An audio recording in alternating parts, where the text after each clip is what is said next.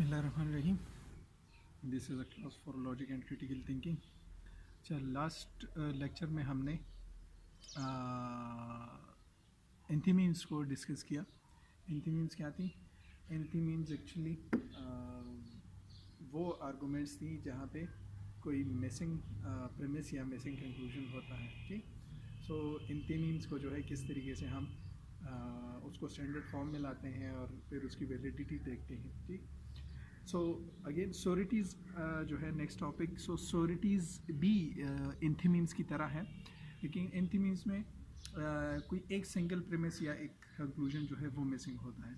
सोरिटीज़ वो होती हैं, वो आर्गूमेंट्स होती हैं जहाँ पे मल्टीपल प्रेमिस और कंक्लूजन जो है वो मिसिंग होती हैं। सही, नॉर्मली जो पैसेजेस होती हैं, आप बुक में जो है पैसेजेस होती हैं या नॉर्मली जो हम डिस्कशन करते हैं, सो हम पहले एक दो क्लेम्स करते हैं, उन एक दो क्लेम्स की बुनियाद पे एक कंक्लूजन निकालते हैं, फिर वो कंक्लूजन जो है किसी दूसरे प्रेमिस के साथ जोड़ते हैं, दूसरा कंक्लूजन निकालते हैं, एंड एट द एंड आप जो है अपने मेन कंक्लूजन पर पहुंचते हैं। सही, सो यहाँ पे क्या होता है? Multiple missing premises and conclusion in argument. एक आर्गूमेंट में जो है multiple missing premises and conclusions होती हैं। इस किस्म के आर्गूमेंट में जहाँ पे मिसिंग प्रेमिसेस और कंक्लूजन्स होती हैं एक से ज़्यादा, सही, सो वो उसे हम क्या कहेंगे? उसे हम सोरिटीज़ कहेंगे। ठीक, this is actually chain of categorical syllogism without intermediary conclusions. सही, जो इंटरमीडियरी कंक्लूजन एक्चुअली होती हैं वो इम्प्लाइड होती हैं, मतलब वो एक्सप्लिसिटली मेंशन नहीं होती कि पहले मेरे पहले दो क्लेम्स की बुनियाद पे मैं ये कंक्लूजन दे रहा हूँ और इस कंक्लूजन के साथ में ये दूसरा मेरा क्लेम है, सो इससे ये तीसरा बात साबित हो जाती है और इससे फिर ये तीसरी बात, और एट द एंड आप मेन कंक्लूजन देते हैं। सही, मतलब आपका एक आर्गूमेंट होता है, आर्गूमेंट से आप एक कंक्लूजन निकालते हैं, सही, और उस कंक्लूजन जो है आप इम्प्लाई करते हैं कि ये मेरा कंक्लूजन है, उसके साथ आप एक दूसरा क्लेम जो है वो जो है बांधते हैं, उसको ऐड करते हैं, सही, और आप एक तीसरा कंक्लूजन निकालते हैं। सही, फिर उस कंक्लूजन के साथ कोई और प्रेमिस या और क्लेम ऐड करते हैं और एट द एंड आप अपने फाइनल कंक्लूजन पर पहुंचते हैं। मतलब ये अ सेट ऑफ आर्गूमेंट होता है। पहला आर्गूमेंट होता है, उससे आप एक कंक्लूजन निकालते हैं, उस आर्गूमेंट के साथ जब दूसरा प्रेमिस बन जाता है, सो आपका वो एक्चुअली दूसरा आर्गूमेंट हो जाता है, उसके बेस पे आप तीसरा कंक्लूजन निकालते हैं, एंड एट द एंड मतलब इसी तरीके से प्रेमिसेस डालते डालते एट द एंड आप फाइनल कंक्लूजन पर पहुंचते हैं। सही, सो इस किस्म के आर्गूमेंट्स में जहाँ पे जो इंटरमीडियरी कंक्लूजन्स होती हैं वो एक्सप्लिसिटली मेंशन नहीं होती कि पहले दो क्लेम्स की बुनियाद पे मैं ये जो है रिज़ल्ट या मेरे ये कंक्लूजन है और इस कंक्लूजन के साथ मैं जब ये क्लेम ऐड करूँगा तो ये मेरा कंक्लूजन, मतलब वो एक्सप्लिसिटली मेंशन नहीं होते। सही, वो इम्प्लाइड होते हैं। तो इस किस्म के सिचुएशन को या इस किस्म के आर्गूमेंट्स को हम क्या कहते हैं? सॉरी, इसको हम सोरिटीज़ कहते हैं। ठीक, अच्छा, सो अगेन सोरिटीज़ की भी हमने क्या करनी है? वैलिडिटी देखनी है, सही, कि वेदर वो वैलिड हैं या नहीं। सो उसकी वैलिडिटी देखने के लिए भी सबसे पहले हमें उसको क्या करना है? स्टैंडर्ड फॉर्म में लाना है। सही, उस सोरिटीज़ को स्टैंडर्ड फॉर्म में लाना है।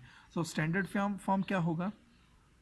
स्टैंडर्ड फॉर्म इसका ये होगा that in which each of the component proposition is in standard form। सही, मतलब हर एक स्टेटमेंट जो है, हर एक स्टेटमेंट, ये चेन ऑफ स्टेटमेंट्स होंगी, मतलब 4 5 6 7 8 9 10 इससे ज़्यादा भी हो सकती हैं। सही, सो चेन ऑफ स्टेटमेंट होगी, लेकिन हर एक स्टेटमेंट को आपने स्टैंडर्ड फॉर्म में लाना है, क्योंकि ऑर्डिनरी लैंग्वेज में हम इस तरीके से नहीं कहते कि आल SRP, नो SRP, सम SRP, इस तरीके से नहीं कहते। लेकिन जब आपने उसकी वैलिडिटी या अनवैलिडिटी देखनी है तो फिर आपने उसको उस स्टैंडर्ड फॉर्म में लाना है। सही, उस स्टैंडर्ड फॉर्म में लाना है। सो इसमें ये कहते हैं कि each component proposition is in standard form. आपने हर एक स्टेटमेंट को स्टैंडर्ड फॉर्म में लाना है। ठीक, फिर क्या करना है? ईच टर्म अकर ट्वाइस, हर एक टर्म जो है जिन चीज़ों के बारे में क्लेम हो रहा है, सही। हर एक टर्म जो है जिसके बारे में क्लेम हो रहा है वो आपके इन प्रोपोजिशंस में, आपके इन स्टेटमेंट्स में दो दो दफ़ा और रिपीट होने चाहिए। सही। हर दफ़ा हर स्टेटमेंट में नहीं, सॉरी, मतलब जब आप दो स्टेटमेंट्स होंगी सो उन दो स्टेटमेंट्स में जिनके दरमियान लिंकेज बन रहा है। सही। लेट्स से ये आपका पहला एक स्टेटमेंट है। सही। ये आपका पहला स्टेटमेंट है और ये आपका दूसरा स्टेटमेंट है। सो एक टर्म लेट्स से यहाँ पे डिफाइन हुई है, सी टर्म 1, सो वो यहाँ पे भी उसका होना लाजमी है। सही। अब आप जब आर्गूमेंट करते हैं सो एक टर्म डिफाइन करते हैं, फिर उसके साथ दूसरा टर्म जो है वो डाल देते हैं, फिर यहाँ पे T3 और उसके साथ फिर दूसरा फोर्थ, यहाँ पे let's say T4 plus T5। सो मतलब हर स्टेटमेंट से जब आप दूसरे स्टेटमेंट में जाएं सो एक टर्म की रिपीटिशन लाजमी होनी चाहिए। सो यहाँ से अगर हम यहाँ जाएंगे, यहाँ पे ये क्या होगा, T1 प्लस T2। सही। सो इस टर्म से आप इस स्टेटमेंट से आप इस स्टेटमेंट में जा रहे हैं, सो एक टर्म की रिपीट होना जो है वो लाजमी है।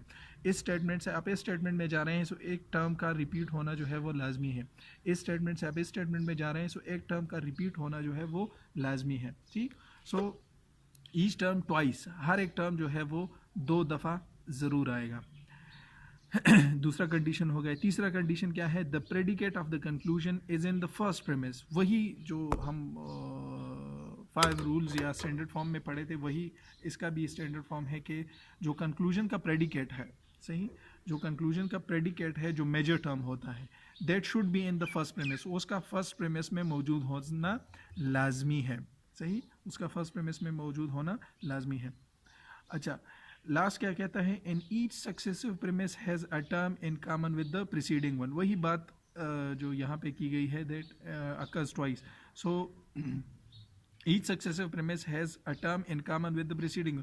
पिछला जो स्टेटमेंट है उसमें एक टर्म जो है उसका रिपीट होना लाजमी है। सो इससे पिछला स्टेटमेंट कौन सा है, ये है। सो यहाँ पे T3, सो यहाँ पे भी वो टर्म लाजमी होगा।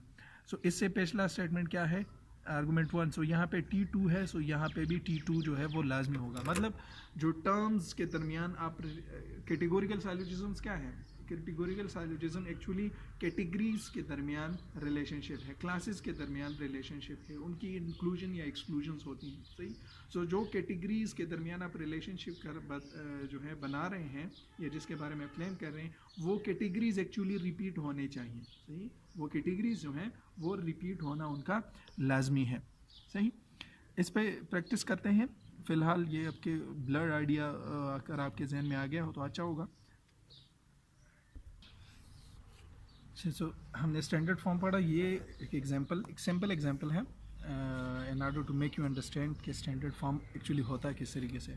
सो स्टैंडर्ड फॉर्म में हमने पहले क्या कहा कि in which each of the proposition is in standard form, मतलब हर एक प्रोपोजिशन जो है वो स्टैंडर्ड फॉर्म में होना चाहिए। सही। इट डजेंट मीन कि मतलब आप अगर कोई चीज़ स्टैंडर्ड फॉर्म में नहीं कही गई सो वो इनवैलिड होगा या इस तरीके से कुछ, मतलब आप ऑर्डिनरी लैंग्वेजेस को भी स्टैंडर्ड फॉर्म में डिटरमिन कर सकते हैं। सही। मतलब आपने उसके मीनिंग्स जो है वो डिटरमिन करनी होती हैं। सही। लाइक मैं एक सपोज एग्जांपल है कि एक स्टूडेंट यूनियंस के मुतालिक जो है मैं कहता हूँ, मैं आर्गूमेंट पेश करता हूँ that student unions should be legalised. सही ना। सो अच्छा ऐसा ना हो मेरी वीडियो जो है वो कर दे कि सर जो है वो स्टूडेंट यूनियंस के मुतालिक ये वो क्या है, लेकिन चलिए in order to make my point, सही कि लेट्स से एक क्लेम है, मैं कहता हूँ कि student union should be legalize या they should be given legal status. सही। इसकी बेस पर मैं कहता हूँ कि स्टूडेंट्स जो हैं, चूँकि स्टूडेंट्स वो क्या है, इंसान है। सही। और इंसान फितरतन इंसान की फितरत है कि वो अपनी हुकूक की जंग लड़ता है। सही। सो अपनी हुकूक की जंग लड़ना इंसान के फितरत में है, ये नेचुरल है। सही। और तमाम कानून जो हैं वो नेचर को देखते हुए ही बनते हैं। लिहाजा इस नेचुरल फितरत को, इस को प्रोटेक्ट करने के लिए हमें चाहिए कि हम उनके लिए लीगल प्रोसीजर अपनाएं और उनके लिए जो है एक लीगल स्टेटस कायम करें। अगर हम लीगल स्टेटस नहीं कायम करेंगे तो ये नेचुरल है, स्टूडेंट अपने हुकूक के लिए लड़ेंगे और अगर उसको लीगल प्रोटेक्शन नहीं होगी तो फिर वो इलीगल एक्टिविटीज़ में जो है वो इंडल्ज हो जाएंगे और फिर उनके जो है इलीगल एक्टिविटीज़ में अगर इंडल्ज हो गए तो फिर मतलब कानून के गिरफ्त में आएंगे, उसकी वजह से उनकी स्टडीज़ जो है वो भी इफ़ेक्ट हो सकती हैं। सो लिहाजा जो चीज़ नेचुरल है उसे नेचुरल रहने दें, मतलब इस किस्म के आर्गूमेंट्स मैं देता हूँ, सही। सो अब ये आर्गूमेंट्स जो हैं नो डाउट कि ये क्या है, ये स्टैंडर्ड फॉर्म में नहीं है, वो उस फॉर्म में नहीं है जो हम कहते हैं कि आल SRP नो SRP, लेकिन आप इसको इस फॉर्म में ला सकते हैं, आप इसको इस फॉर्म में ला सकते हैं। लाइक मैं कहता हूँ कि student union should be given status. So इसका मतलब क्या है, that all students union should be given legal status. मतलब ये स्टेटमेंट क्या हो गई, ये ए स्टेटमेंट होगी। इसी तरीके से लेट से मैं इसके मुतालिक जो क्लेम कर रहा हूँ दैट स्टूडेंट जो है वो इंसान है और इंसान की फितरत है कि वो अपने हक के लिए लड़ता है।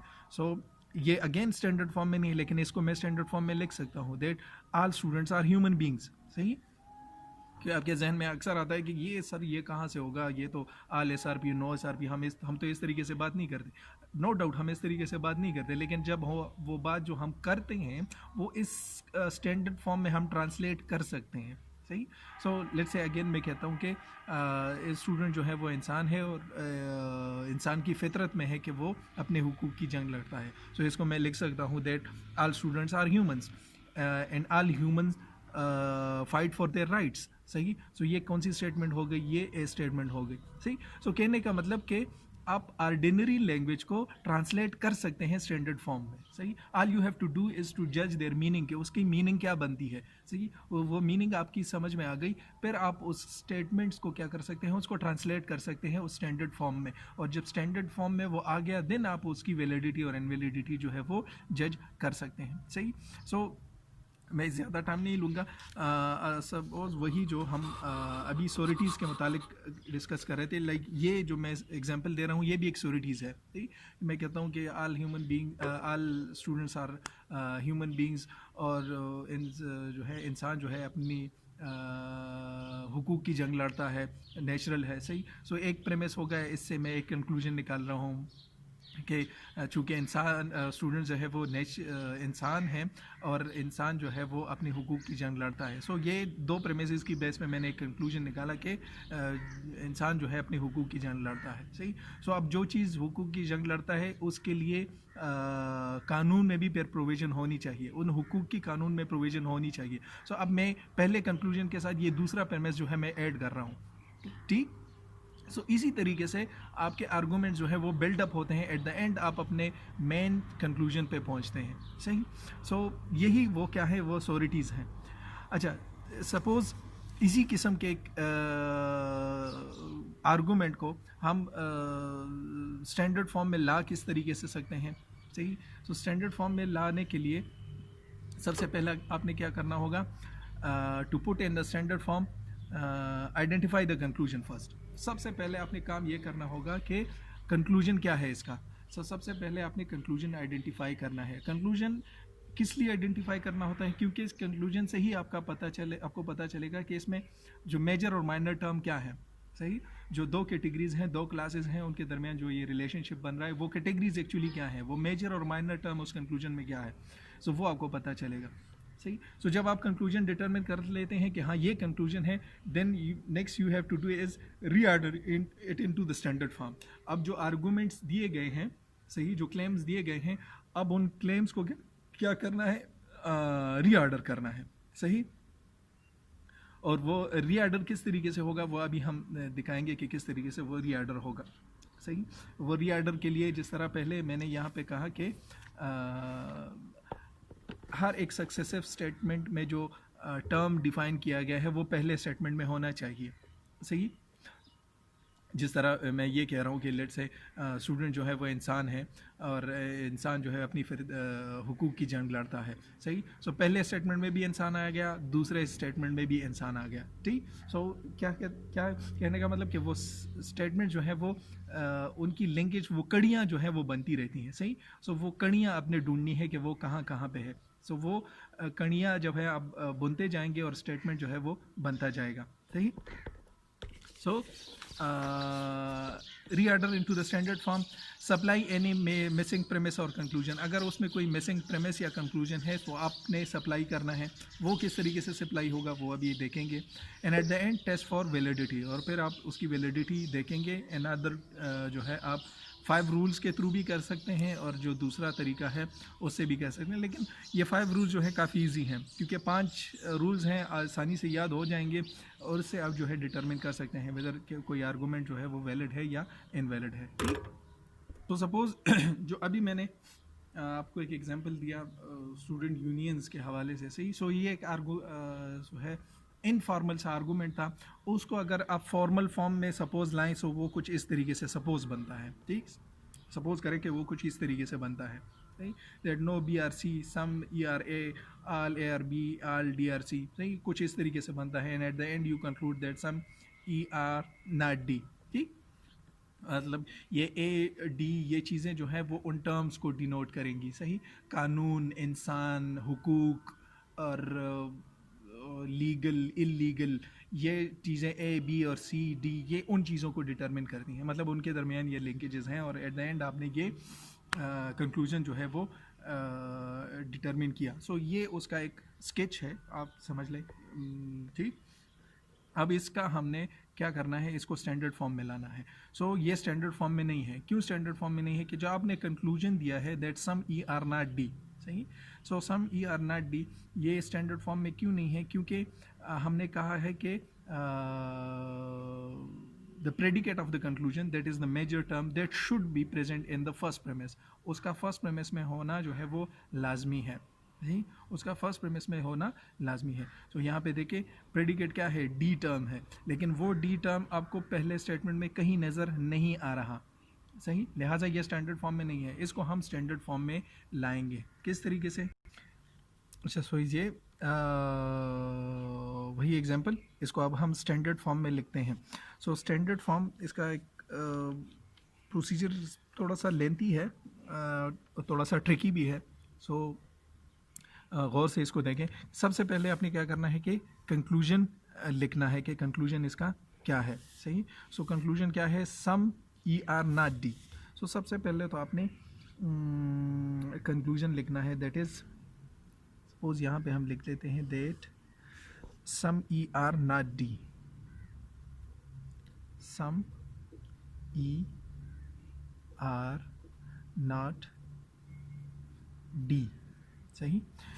सो जो स्टैंडर्ड फॉर्म वो कहता है कि जो कंक्लूजन का प्रेडिकेट है, सही, जो मेजर टर्म है, that should be in the first premise. So वो फर्स्ट प्रेमिस में होना उसका लाजमी है, मतलब जहाँ पे ये डी आया है प्रेमिसेस में, वो स्टेटमेंट पहले आनी चाहिए। सो यहाँ पे डी कहाँ पे आया है? इस स्टेटमेंट में डी नहीं है, इस स्टेटमेंट में भी डी नहीं है, इस स्टेटमेंट में भी डी नहीं है, इस स्टेटमेंट में डी मौजूद है। लिहाजा ये स्टेटमेंट जो है ये पहले आना चाहिए।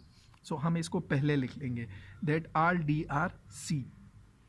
सो हम लिख लेंगे that all D are C, ठीक, ठीक हो गया। अच्छा, अब दूसरा हमने क्या करना है? दूसरा हमने ये करना है कि आपने वो कड़ी ढूंढनी है, सही। कड़ी वो ढूंढनी है जिस तरह हमने कहा कि वो एक टर्म जो है वो सक्सेसिव प्रेमिसेस में रिपीट होना उसका लाजमी है, सही।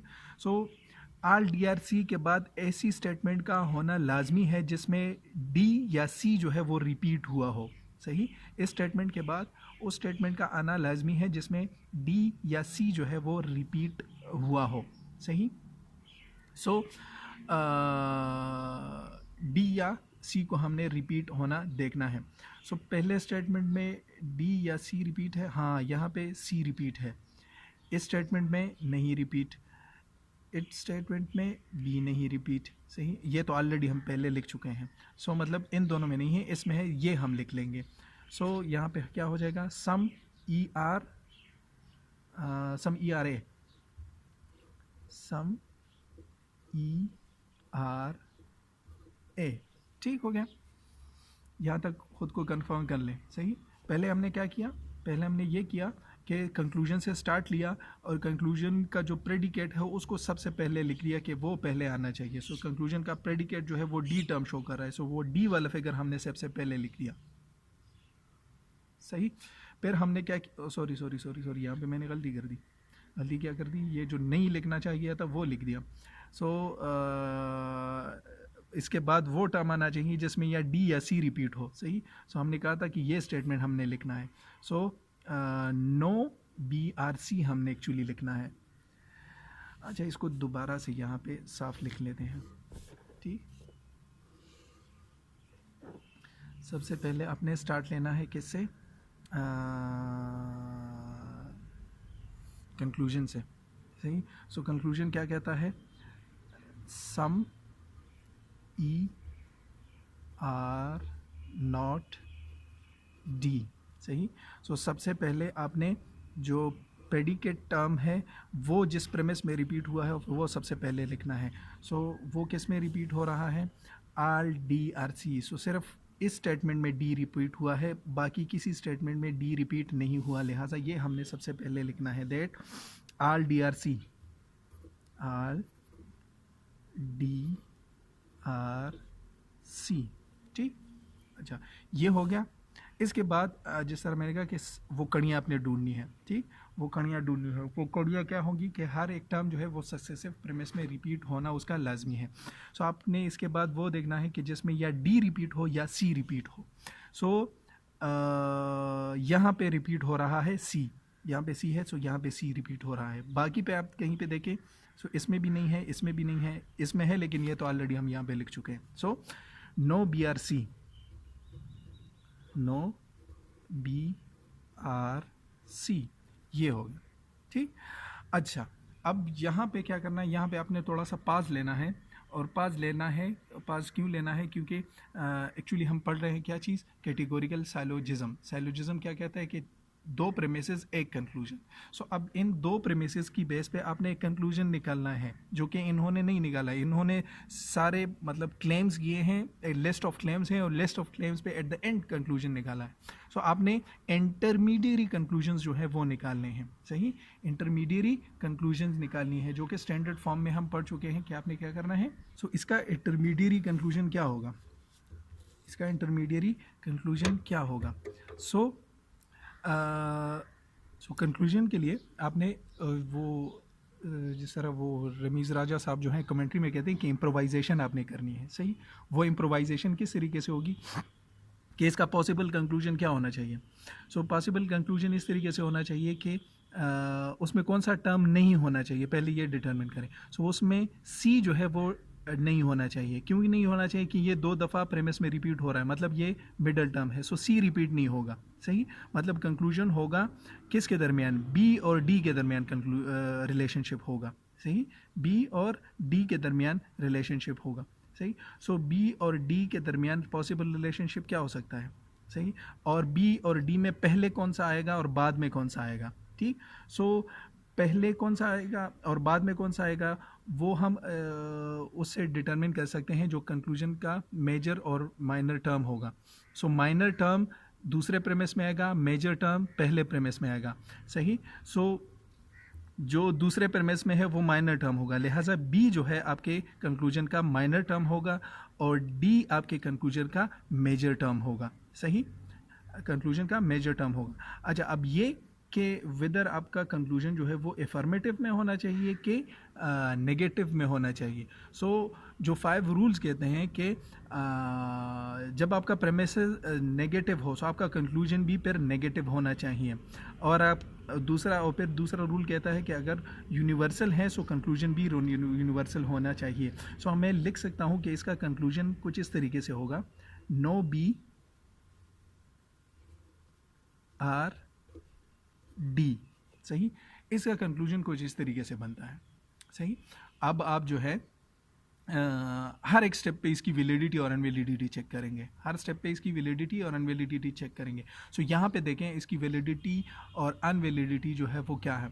सो जल्दी जल्दी इसके जो है फॉर्म्स और मूड जो है वो डिटरमिन करें और टेबल में देखें कि ये वैलिड है या नहीं है। सो ये क्या कौन सा स्टेटमेंट है, ये ए स्टेटमेंट है, ये ई स्टेटमेंट है, और दूसरा भी लास्ट जो आपका कंक्लूजन है वो भी क्या है, ई स्टेटमेंट है। ठीक, और फॉर्म उसका फिगर उसका क्या है, ये हो गया मूड, फिगर उसका क्या है, सो फिगर उसका जो आपका ये बनता है, सही नज़र आ रहा है, बिल्कुल आ रहा है। ठीक, सो मिडिल टर्म जो है वो एट द एंड है, मतलब ये 2 है।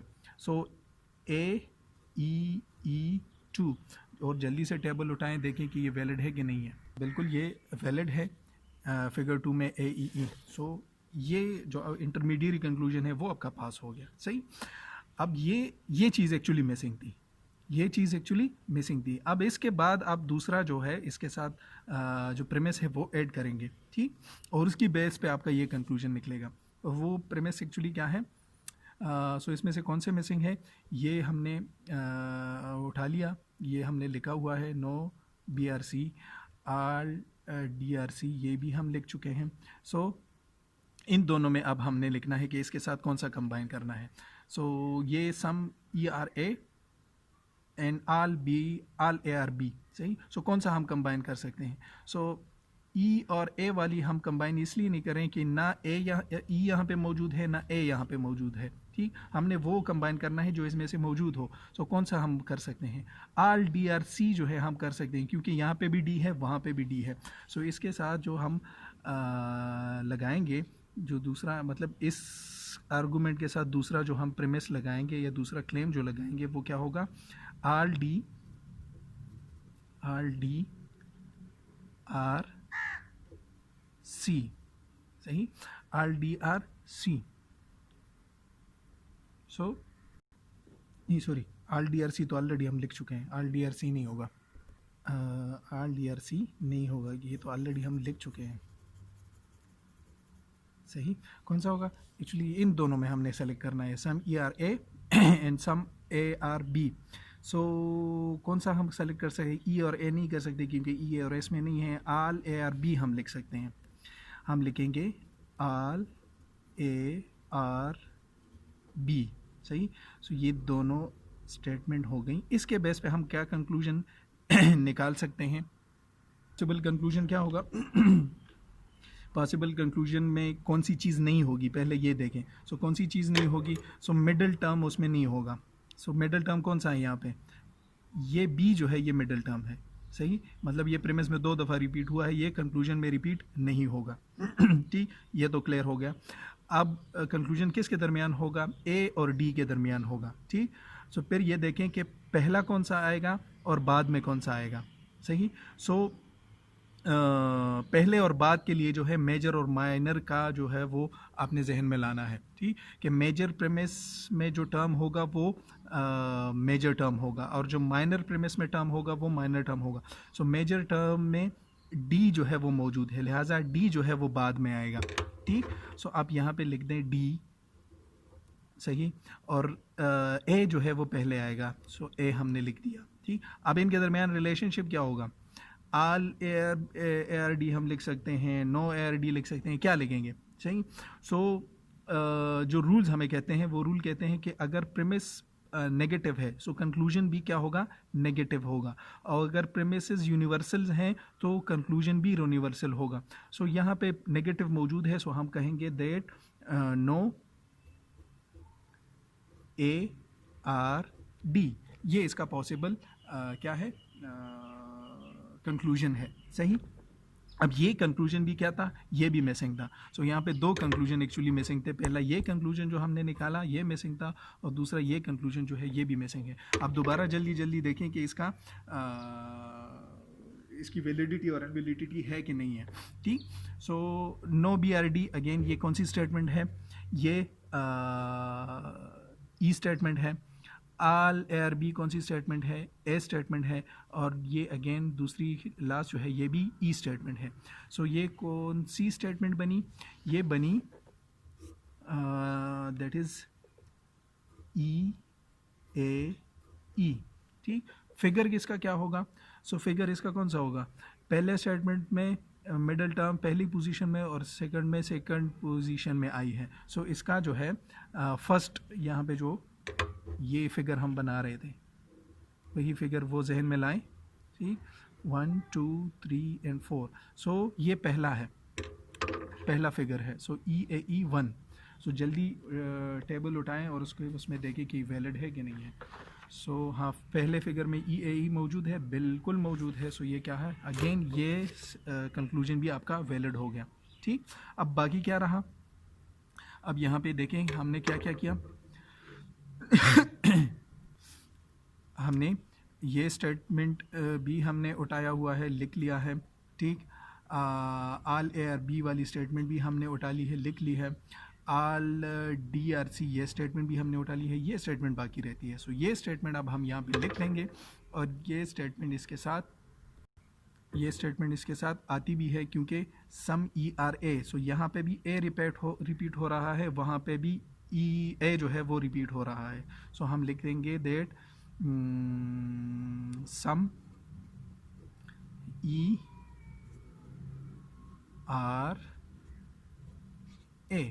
ठीक।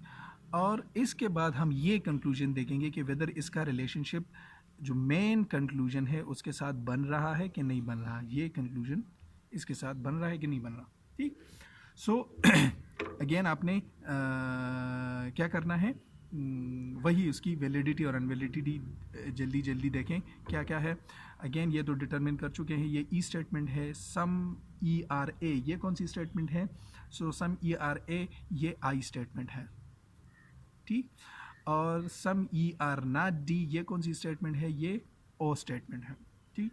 अब जो है क्या डिटरमिन करना है? अब आपने डिटरमिन करना है जो मिडल टर्म है, सही। सो मिडल टर्म क्या है? पहली स्टेटमेंट में पहली जगह, दूसरी स्टेटमेंट में दूसरी जगह। अगेन ये इस तरीके से बनेगा। It will be EIO and first, सही, EIO फर्स्ट। सो अब देखें EIO फर्स्ट बिल्कुल ये आ रहा है यहाँ पे। सो हम लिख देंगे कि ये स्टेटमेंट जो हमने किया ये क्या है? अनकंडीशनली वैलिड है, ठीक। एक दूसरा एग्जांपल इस पे करते हैं। पिछले एग्जांपल में काफ़ी वो रफ वर्क ज़्यादा हो गया था, ठीक। सो एक दूसरा एग्जांपल, अगेन ये एग्जांपल्स आपके सारे बुक्स हैं, सही, बुक से ही सारे आपके एग्जांपल्स हैं।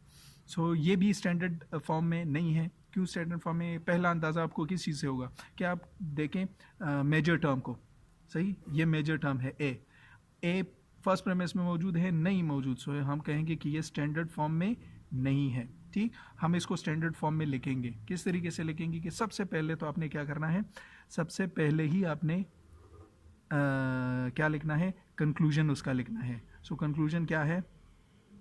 सम DR�not A। होपफुली इस दफ़ा मैं गलती ना करूं। सम DR�not A, ये क्या होगा? ये कंक्लूजन हो गया, सही। सो फर्स्ट प्रेमिस वो होगा जिसमें आपके कंक्लूजन का मेजर टर्म जो है वो मौजूद हो। मेजर टर्म क्या है? A। सो इसमें से वो आपने पहले लिखना है, इन तीनों में से वो पहले लिखना है जिसमें A आ रहा हो, सही। इसमें A है, नहीं है, इसमें है, नहीं है, इसमें है, हाँ। सो हमारा पहला क्या होगा? पहला स्टेटमेंट क्या हो जाएगा? ये हो जाएगा दैट ऑल